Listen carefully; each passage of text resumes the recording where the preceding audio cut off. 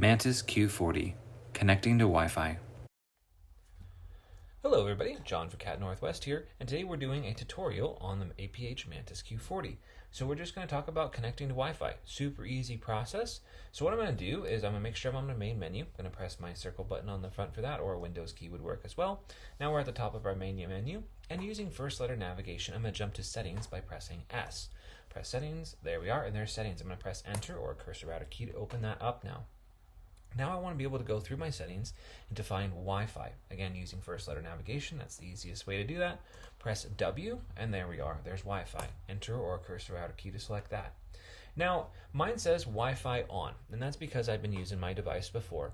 But if you have just unboxed this device, your Wi-Fi may be actually off. And if you're trying to scroll down to other items here, like the item I'm going to tell you to get to in just a moment, which is new connection, that is not going to be there until you've turned Wi-Fi on. So to turn this on is simply just an enter to toggle that off, toggle that back on for me.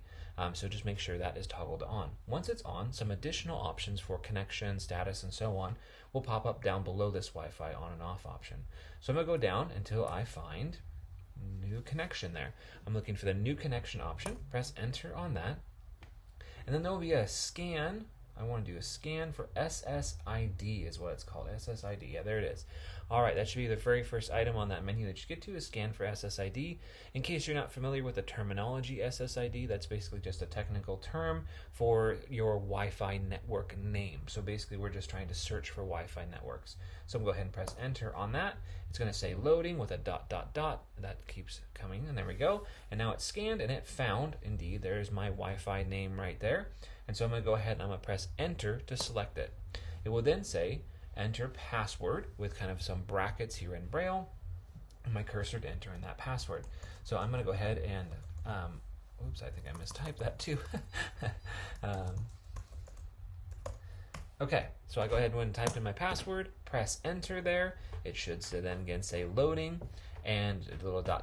and in a moment here it should say connection successful, and yes indeed it does.